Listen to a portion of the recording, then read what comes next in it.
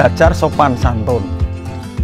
Ada sebuah cerita ketika seorang ibu mengajari anaknya untuk sopan santun. Jadi anak kecil ini didoktrin oleh ibunya, "Nak, kalau kamu mau pipis lalu ada tamu di depan orang-orang, jangan bilang pipis ya nak, itu tidak baik.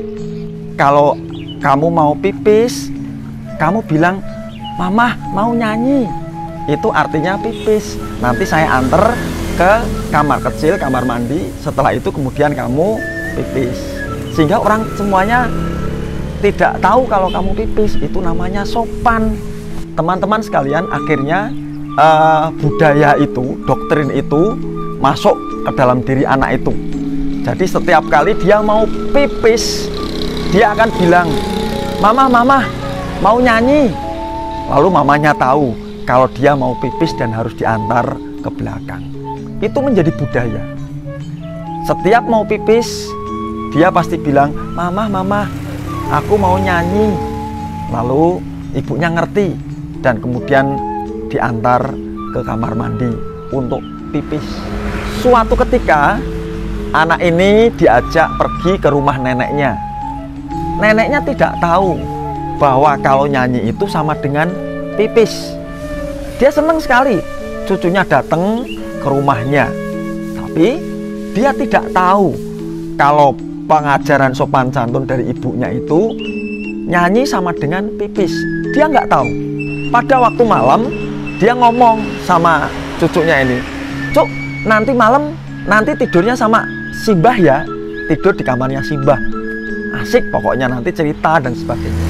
Betul, akhirnya si cucu tadi tidur sama Simbahnya. Pada waktu tengah malam, sekitar jam 1, jam 2 malam, tiba-tiba anak ini mau pipis rasanya. Lalu ngomong sama Simbahnya, Mbah, mau nyanyi. Simbahnya nggak ngerti. Nyanyi sama dengan pipis nggak ngerti. Lalu Simbahnya ngomong. Simbahnya bilang, Cuk, jangan nyanyi malam-malam. Nah, nyanyi pagi saja. Jangan malam. Nggak elok. Nanti didengar tetangga tidak enak. Jadi nyanyinya besok pagi aja. Tapi cucunya bilang, Mbah, nggak kuat Mbah. Sudah pengen nyanyi sekarang Mbah, nggak kuat. Simbahnya tetap ngomong, nah ini sudah malam, mosok jam 1, jam 2 mau nyanyi, nanti berbeki tonggo-tonggo, jangan nyanyi. Dia tetap ngomong, Mbah nggak kuat, pengen nyanyi. Akhirnya Simbahnya mengalah. Ya sudah, kalau kamu mau nyanyi nggak apa-apa, tapi pelan-pelan ya, nyanyinya pelan-pelan, di telinganya Simbah saja katanya. Lalu akhirnya si cucu itu nyanyi di telinganya Simbah. Wah, kopoh-kopoh. Teman-teman sekalian, menggambarkan supaya kita tidak berpikiran sempit. Kita mengajarkan nilai-nilai kepada anak-anak kita, atau keluarga kita, atau diri kita. Kita belajar tentang nilai-nilai yang kita yakini. Apakah itu budaya, adat, bahkan agama. Tidak salah dengan hal itu. Tetapi seringkali ketika pandangan Anda itu dikotak begitu rupa, tidak mau melihat pandangan yang dari luar, Anda sedang berpikir sempit. Kenapa? Karena diri Anda hanya dikotak oleh nilai-nilai dan pandangan yang Anda pahami saja. Ketika Anda keluar, di sana ada pandangan-pandangan lain yang tentu berbeda dan kadang-kadang berbenturan dengan pandangan-pandangan yang ada dalam diri Anda. Bukan kita mau kompromi dengan pandangan-pandangan yang dari luar, bukan. Tetapi belajar dan memahami apa-apa yang dari luar itu membuat kita lebih wise, lebih bijak. Sehingga kita tidak berpikiran sempit hanya karena pandangan-pandangan atau paradigma atau hanya sekedar budaya yang Anda yakini. Sehingga Anda lebih gampang menyalahkan orang, Anda lebih gampang mengkafirkan orang, karena Anda tertutup oleh pandangan sempit yang ada di dalam diri Anda saja.